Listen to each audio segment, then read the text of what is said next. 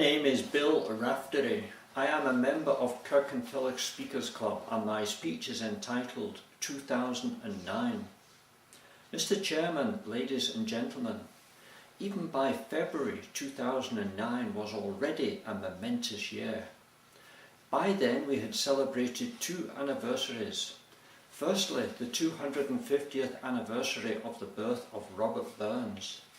The other was associated with Charles Darwin and was celebrated for two reasons. It was 200 years since his birth and 150 years since the publication of a book he wrote, The Origin of Species. On the 20th of January 2009, history was made which, in years to come, will be celebrated as much as the anniversaries for Robert Burns and Charles Darwin. I am, of course, referring to the inauguration of Barack Obama as the 44th President of the USA. The publication of The Origin of Species and the inauguration of President Obama are separated by 150 years, but these two events are connected.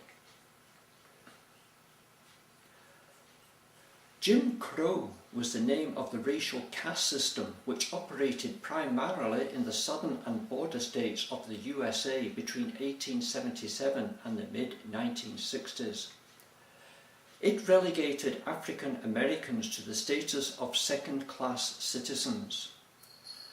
At that time, many Christian ministers and theologians taught that whites were the chosen people, blacks were born to serve them, and that God supported racial segregation.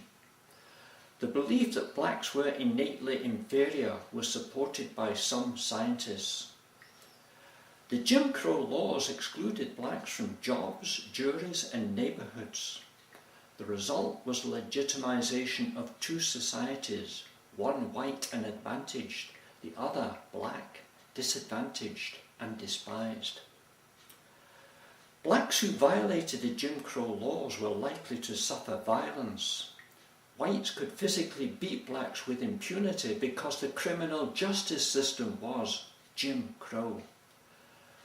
The most extreme form of Jim Crow violence was lynching, usually by hanging. Black body swinging in the southern breeze, strange fruit hanging from the poplar trees. Most blacks were lynched for demanding civil rights, violating Jim Crow laws, or in the aftermath of race riots. Lynchers were seldom arrested and, if arrested, rarely convicted. The goal of these whites was to instill fear and terror in blacks, thereby ensuring white domination.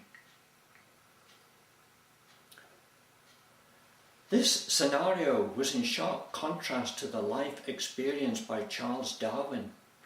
He was born in England in 1809 into a landed, wealthy background and lived that way all his life. You must be asking yourself how any book that he wrote could have any relevance to what black Americans were suffering under Jim Crow, and even more so to President Obama. The Origin of Species was inspired by Darwin's visit to the Galapagos Islands. Until this time, it was generally held by even the best educated that the universe had been created in 6 days. For example, on day 5, it was believed that sea animals and birds were created. On day 6, that land animals and humans were created.